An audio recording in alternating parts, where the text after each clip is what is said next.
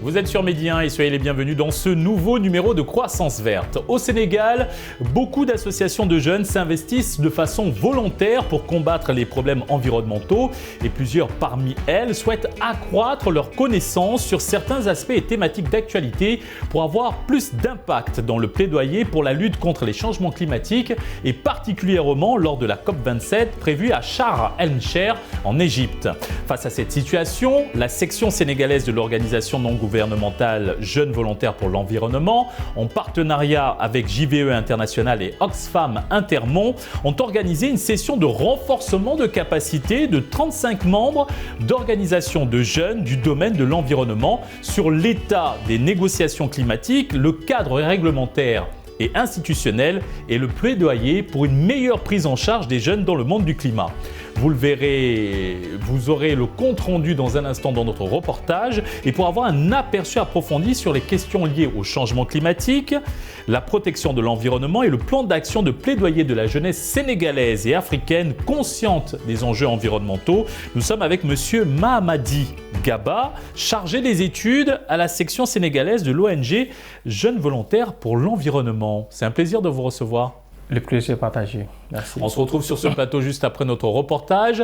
Il est signé Girotokbe Mbaindir. Ces jeunes renforcent leurs capacités sur les processus de politique et cadres de gouvernance existants dans le domaine de l'environnement au Sénégal. Nous avons fait une étude sur le cadre réglementaire et institutionnel dans le domaine de l'environnement dans nos différents pays. Pourquoi nous avons fait ça avec Oxfam et JVE International? Parce que nous portons beaucoup de plaidoyer, nous portons beaucoup de combats. Et pour réussir ces combats-là, il faut connaître le cadre institutionnel et réglementaire. Qu'est-ce qui est dit dans le pays? Quelle est l'orientation du pays? Qu'est-ce qui est dans les documents du pays? Donc c'est ça qu'il faut comprendre pour pouvoir porter le combat du pays. Donc on a fait une étude où on a regroupé tous ces documents-là. Donc on a fait une analyse de tous ces documents-là et c'est ça qu'on est en train de présenter aux organisations de la société civile. Donc on a parlé de la société civile jeune aussi, parce qu'on a vu que depuis un certain moment, il y a beaucoup d'organisations de la société civile qui naissent. Donc il y a beaucoup de jeunes qui ont créé des organisations de la société civile. Mais ces jeunes-là ont aujourd'hui besoin de connaître le cadre réglementaire et institutionnel, connaître les documents au niveau national pour pouvoir mieux parfaire leur plaidoyer. Plus de 600 organisations travaillent sur les questions de protection de l'environnement. Pour cet acteur, cela témoigne de la prise de conscience collective dans le rang de la jeunesse. Vous savez, on a fait deux études. Donc l'étude qu'on est en train de présenter, c'est sur le cadre réglementaire et la gouvernance au niveau de l'environnement au Sénégal. Mais on a fait une autre étude où on a fait la cartographie des organisations de la société civile qui travaillent dans le domaine de l'environnement et dans le domaine de la justice climatique au Sénégal. Cette étude a été menée avec AJE et cette étude a été financée aussi par Oxfam Sénégal. Et nous avons vu qu'au Sénégal, il y a plus de 600 organisations qui ne travaillent que sur l'environnement. Pourquoi? Nous disons que les jeunes ont compris que c'est leur avenir qui est en jeu.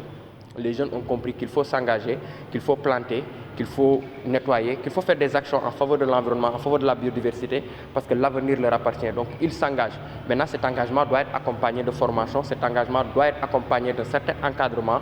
Et puisqu'aujourd'hui, il n'y a pas cet encadrement-là, nous, en tant que pionniers, en tant qu'anciens, nous essayons d'encadrer un peu, nous essayons d'informer un peu les nouveaux pour qu'ils puissent comprendre les enjeux et pour que leur plaidoyer puisse avoir de l'impact sur tout ça.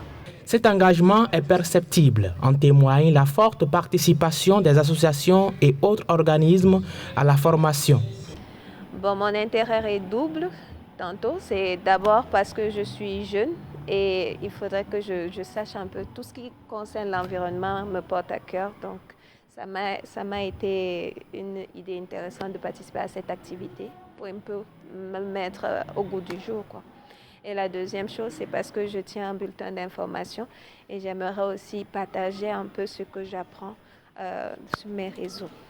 La formation, elle est toujours importante, donc on a toujours besoin de se faire capaciter parce qu'aujourd'hui on a vu vraiment avec le formateur des choses, peut-être que moi je me disais que j'avais toutes les notions, mais quand même je me suis rendu compte que j'ai pu quand même apprendre d'autres choses de nouveau et je pense que ces genres d'ateliers doivent être dupliés au niveau, pas seulement au niveau de Dakar, mais au niveau des autres régions, au niveau des autres pays africains pour vraiment aider les jeunes à pouvoir aussi de s'engager et de faire des actions qui sont des actions concrètes et qui sont des actions vraiment qui sont à la demande par rapport à ce que le changement climatique demande. J'appartiens au réseau Jeunes Volontaires pour l'Environnement du Niger, la branche du Niger, et avec tout le reste du réseau, on est en train de s'organiser pour créer une plateforme. Donc ce sera une série d'ateliers, de conférences, de formations et une caravane pour informer les populations, les communautés locales sur les enjeux des changements climatiques, de la désertification, de la préservation de l'environnement et aussi les enjeux liés aux 3 conventions de Rio qui sont la biodiversité, la désertification et les changements climatiques. Selon l'Organisation des Nations Unies, 2 Africains sur 3 ont moins de 25 ans.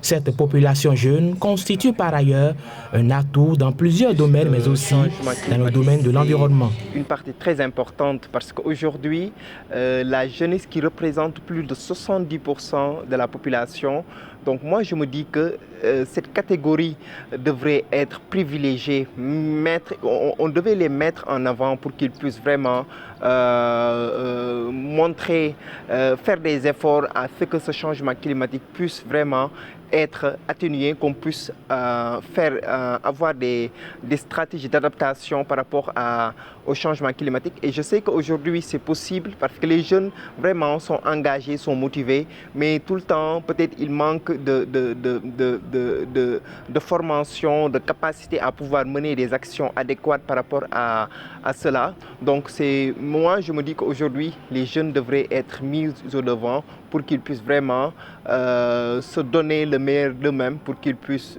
trouver les meilleures solutions sur le changement climatique.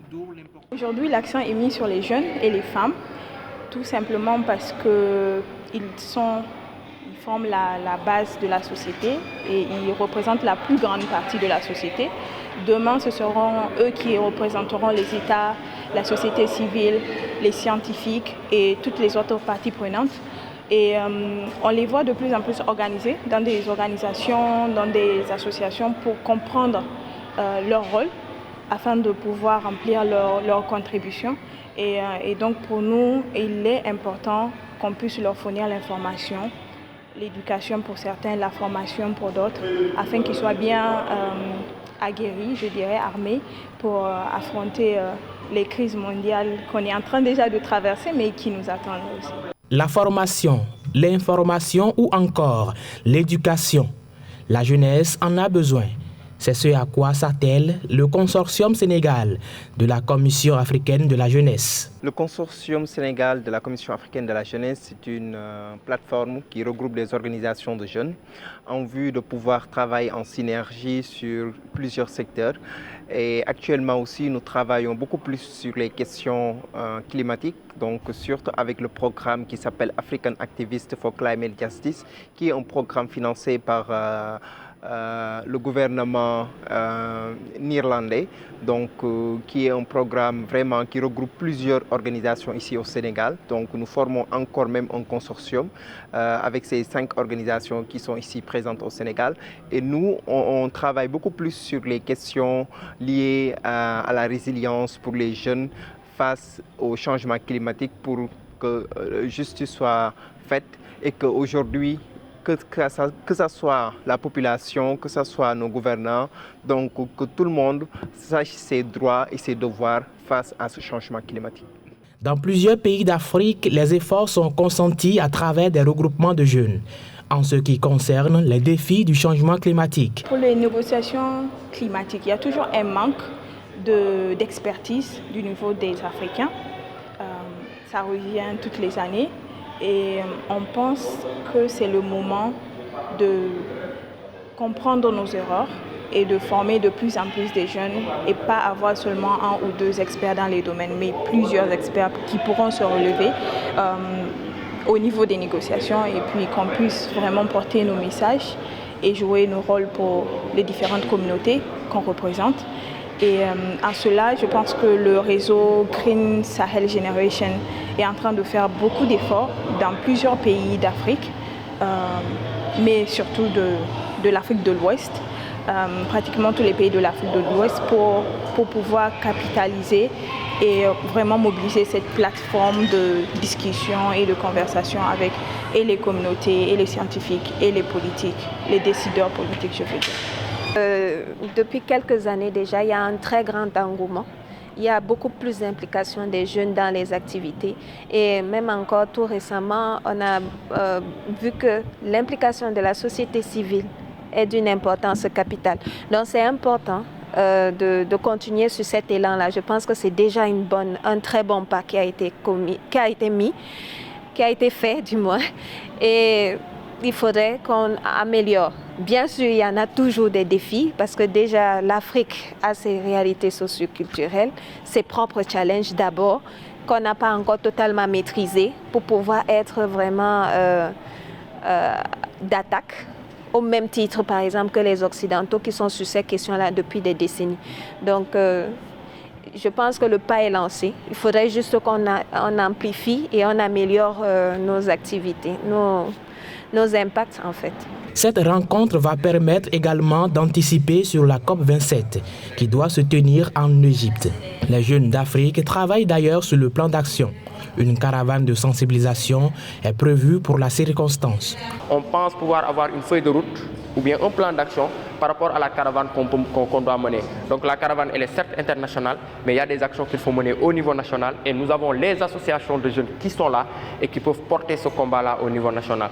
Et je pense aussi que ce sera aussi l'occasion pour nous d'échanger beaucoup avec l'État du Sénégal qui est représenté et qui est là pour voir comment est-ce qu'on peut travailler ensemble pour ensemble porter ces combats-là. Parce qu'aujourd'hui, nous qui sommes dans le domaine de l'environnement, quand on parle de négociations climatiques, donc nous avons pratiquement les mêmes objectifs que nos États. Hein. Quand nos États vont dans les négociations, ils se battent contre les pays pollueurs et tout ça. Nous, c'est la même chose qu'on veut. Donc il va falloir qu'on se mette ensemble et qu'on essaie de voir quel type de plaidoyer on peut porter ensemble pour que ces décideurs-là, pour que ces puissances-là qui continuent à polluer puissent comprendre ce qu'ils font et qu'ils puissent vraiment agir. Parce qu'aujourd'hui, il y a beaucoup de choses qui sont en ralenti au niveau des négociations climatiques et il faut un plaidoyer fort et nous espérons que la COP de l'Afrique va gérer ça. Et cette caravane va nécessiter de permettre à toutes les organisations de femmes, de jeunes, de pouvoir s'exprimer, de parler, de montrer, par exemple, toutes les choses qu'ils ont trouvées, où il y a des lacunes dans la mise en œuvre, par exemple, depuis l'accord de Paris. Donc, sur la mise en œuvre des plans d'action qui ont été donnés. Donc, ces gens vont pouvoir faire le tour, par exemple, avec cette caravane, de pouvoir discuter, de pouvoir montrer tout ce qui a été fait par les pays africains, mais aussi de rappeler encore les pays européens de pouvoir vraiment soutenir les pays africains face au changement climatique. Une feuille de route est définie avec les participants pour le déroulement du plan d'action et la participation des jeunes dans les rencontres internationales autour des questions de changement climatique. Le top est ainsi donné par la jeunesse africaine en route vers la COP27. Et de retour sur le plateau de Croissance Verte, nous sommes avec M. Mahamadi Gaba, chargé des études à la section sénégalaise de l'ONG Jeunes Volontaires pour l'Environnement. Monsieur Gaba, tout d'abord, que représente pour vous cette participation massive de la jeunesse à la cause environnementale et plus particulièrement à cet atelier de renforcement de capacité sur cette question importante pour la préservation de notre planète? Merci de m'avoir donné la parole. Cette participation représente beaucoup pour nous. Déjà, ça représente qu'au niveau du Sénégal, les jeunes, n'est-ce pas, prennent conscience, n'est-ce pas, des enjeux environnementaux. Et donc, du coup, ça, c'est quand même très important parce que nous menons depuis quelques années à travers JV et toutes les organisations de jeunes qui militent dans les domaines de l'environnement pour sensibiliser, n'est-ce pas, pour motiver les jeunes, n'est-ce pas, à prendre en main les questions liées à l'environnement. Donc cette participation est, je peux dire, un résultat en tout cas de toutes les activités que nous avons commencées depuis certaines années. Monsieur Gaba, vous avez réalisé une étude et une cartographie des processus politiques, des cadres de gouvernance ainsi que des organisations de la jeunesse mobilisées sur la gouvernance climatique et environnementale. Qu'est-ce qui en est ressorti ? Bon, globalement, on peut dire qu'à la fin de cette étude, nous pouvons retenir quelques résultats, notamment une faible participation des jeunes lors de l'élaboration des processus politiques et des cadres de gouvernement au niveau du Sénégal. Donc ça, c'est une remarque, la principale remarque que nous pouvons ressortir, n'est-ce pas, de cette étude. Et aussi, nous avons remarqué que les organisations de jeunes au niveau du Sénégal ne sont pas trop structurées. Certaines des organisations, ce n'est pas toutes. Les grandes organisations, par exemple comme JVA, comme AJE, etc., sont des organisations qui sont mieux structurées, qui ont leurs propres bureaux, mais d'autres organisations évoluent à des échelles plus bas. Donc, il faudra vraiment redynamiser ces organisations pour pouvoir voir comment ils puissent porter leur voix en tout cas sur un niveau plus élevé. Parlez-nous de la durée de cette étude qui a été menée et selon quelle approche? La durée de l'étude, nous avons réalisé cette étude environ 2 mois, oui, environ 2 mois. Et l'approche qui a été utilisée, c'est nous avons élaboré un questionnaire en fait pour essayer de voir comment les organisations de jeunes, n'est-ce pas, perçoivent cette cadre de gouvernance climatique, les documents de gouvernance climatique et environnementale. Et donc, du coup, on a recensé un peu toutes les organisations, beaucoup d'organisations au niveau du Sénégal qui travaillent effectivement sur les questions du changement climatique. Et c'est à travers ça que nous avons analysé, n'est-ce pas, les résultats de ces questionnaires ou de ces enquêtes.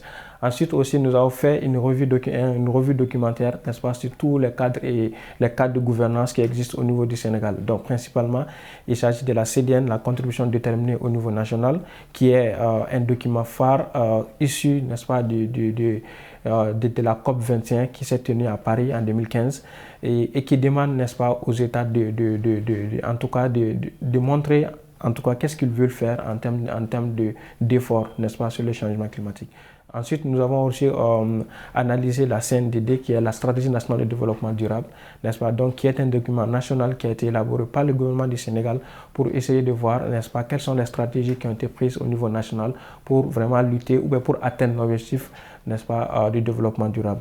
Nous avons également analysé la 3e communication nationale parce que selon la Convention cadre des Nations Unies sur le changement climatique, il faut que les États, n'est-ce pas, communiquent, n'est-ce pas, leurs efforts aussi. C'est comme un peu la CDN, mais ça part au-delà de la CDN. Donc, il faut que les États communiquent, n'est-ce pas, tous les efforts qui ont été pris dans le cadre du changement climatique pour que les organisations multinationales, multidimensions puissent vraiment connaître un peu les efforts qui ont été pris au niveau national. Donc, cette troisième communication nationale a été rédigée en 2015 et nous avons analysé pour voir quelles sont les contributions, quels sont l'état actuel, n'est-ce pas, de la prise en charge du changement climatique au niveau du Sénégal. Maintenant, quelles sont les recommandations qui ont été formulées à l'issue de cette étude que vous avez menée?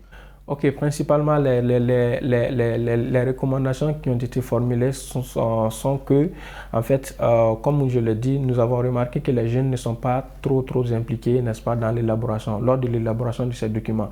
Puisque, comme vous le savez, l'Afrique, c'est un continent majoritairement jeune et le Sénégal représente plus de 61% de jeunes qui ont moins de 25 ans. Donc, c'est une couche très importante pour la population, pour le Sénégal. Et donc, du coup, si on élabore des documents de planification structurelle sur le long terme, il faudra vraiment impliquer les jeunes et surtout les organisations de jeunes. Donc, du coup, à l'issue de cette étude, nous avons remarqué qu'effectivement, les jeunes ne sont pas très impliqués dans l'élaboration de ces documents. Et du coup, nous demandons vraiment aux autorités de prendre en compte en tout cas ces faits-là, d'impliquer plus les jeunes, surtout les organisations de jeunes, lors de la rédaction, lors de l'élaboration de tous les documents en tout cas qui concernent l'environnement. Et deuxième recommandation concerne un peu les bailleurs techniques et financiers, bon, je ne vais pas dire les partenaires techniques et financiers comme les ONG, etc. Donc, on le dit, vraiment, ces organisations peuvent faire encore mieux pour accompagner les jeunes parce que du coup, les jeunes il y a beaucoup qui ne maîtrisent pas en fait les cadres qu'on a présentés hier et il y a beaucoup à faire en fait. Je pense que dans la présentation, les gens ont touché à cela. Donc il faut vraiment améliorer, renforcer les capacités des jeunes. Donc, et là, ça demande des moyens, ça demande beaucoup de choses. Donc nous demandons également aux partenaires, aux bailleurs et aux ONG, n'est-ce pas, de financer en fait les organisations de jeunes pour que leurs actions puissent être plus efficientes. Comment souhaitez-vous impliquer les jeunes dans la prise de décision nationale et à l'échelle continentale sur les questions environnementales? Oui, la stratégie que nous voulons mettre en place, c'est qu'on se réunit en fait en synergie, et c'est-à-dire qu'on on essaie en fait de créer un réseau en fait, comme on essaie de voir, si tu vois l'ONG Jeunes Volontaires International, donc il y a beaucoup d'organisations, n'est-ce pas, qui travaillent sur les mêmes questions que nous. Donc notre intérêt, c'est que toutes les organisations qui travaillent sur les mêmes thématiques que nous, on se mette en réseau, et ensemble nous pouvons vraiment avoir plus de poids, n'est-ce pas, pour faire le plaidoyer, n'est-ce pas, auprès des autorités, mais aussi auprès des communautés, pour pouvoir vraiment apporter ce changement. Et où en êtes-vous dans la consolidation du réseau des acteurs engagés sur la caravane COP27? Oui, je pense que ce processus est en cours. Donc, je pense que lors de la COP27, il y aura, n'est-ce pas, comment dirais-je, une caravane qui va n'est-ce pas, qui va, en tout cas, qui va se faire ici au Sénégal. Donc, du coup, nous sommes en train de préparer ça. Pour l'instant, nous devrons vraiment définir une feuille de route. Mais hier, on n'a pas pu terminer, n'est-ce pas, tous les travaux. Donc, je pense que nous allons réunir prochainement pour essayer de définir un peu cette feuille de route. En parlant de cette feuille de route, avez-vous déjà quelques grands axes que vous souhaitez mettre en avant? Bon, les grands axes vont concerner surtout la mobilisation. Bon, je peux un peu parler du planning en fait qui a été fait.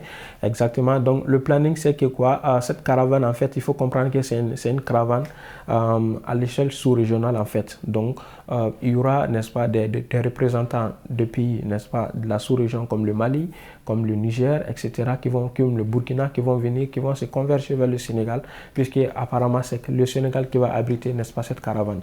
Donc cette caravane est à deux phases en fait. La première phase va se dérouler, n'est-ce pas, ici aussi.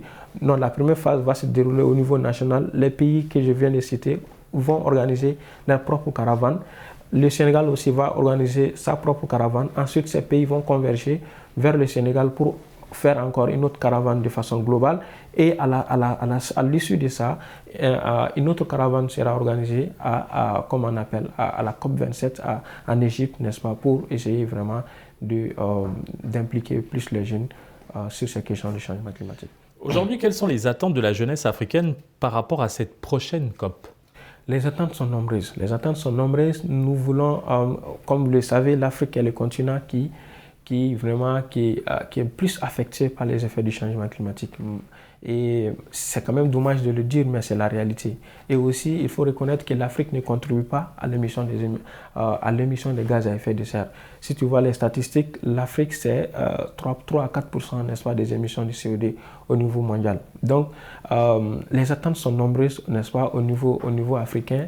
Nous attendons plus de décisions, n'est-ce pas, de la part, n'est-ce pas, des organisations internationales. En tout cas, nous attendons également plus de financement, n'est-ce pas, pour les organisations de jeunes, pour que les organisations de jeunes vraiment puissent mener bien leur combat. Puisque pour travailler sur les questions du changement climatique, ça demande extrêmement de moyens. Et donc, du coup, nous avons beaucoup d'attentes, n'est-ce pas, et nous voulons que ces organisations, à l'échelle internationale, puissent prendre des décisions adéquates, n'est-ce pas, pour respecter un peu l'accord de Paris qui fixe comment dirais-je, le réchauffement climatique, la limite à 1,5%. Revenons sur cet atelier de renforcement des capacités sur les enjeux environnementaux. Plus de 50 participants issus de plusieurs organisations de jeunes ont été formés. Comment ont-ils été sélectionnés? Oui, effectivement, comme je l'ai dit au début, en fait, nous avons réalisé une étude, et la manière dont nous avons fait, en fait, c'est de voir quelles sont les organisations qui travaillent sur les questions du changement climatique, n'est-ce pas, et de façon globale sur les questions de l'environnement. Donc c'est comme ça que nous avons identifié les organisations de jeunes en fait. Et donc c'est cette base-là qui, à l'issue maintenant c'est comme si une restitution, n'est-ce pas, auprès de ces organisations qui ont également répondu, n'est-ce pas, à nos questions lors de l'enquête. Donc du coup, c'est automatiquement c'est eux qui ont été invités à participer, n'est-ce pas, à cet atelier de renforcement des capacités. Y aura-t-il encore d'autres ateliers avant la prochaine COP? Oui, comme je pense qu'on a suivi tout de suite comment on appelle, le reportage. Et le très étude du JV Sénégal l'a rappelé, nous avons effectué en fait deux études. Donc, nous devrons également faire en tout cas un autre atelier sur la deuxième étude qu'on a menée. Et donc du coup, les organisations des jeunes auront également l'opportunité encore de participer et d'avoir des sessions de renforcement des capacités sur les questions du changement climatique. Merci Monsieur Mahamadi Gaba. Nous rappelons que vous êtes chargé des études à la section sénégalaise de l'ONG Jeunes Volontaires pour l'Environnement. Je vous remercie. Tout le plaisir a été pour moi. Merci à vous et merci d'avoir suivi cette émission. Très bonne suite des programmes sur Média.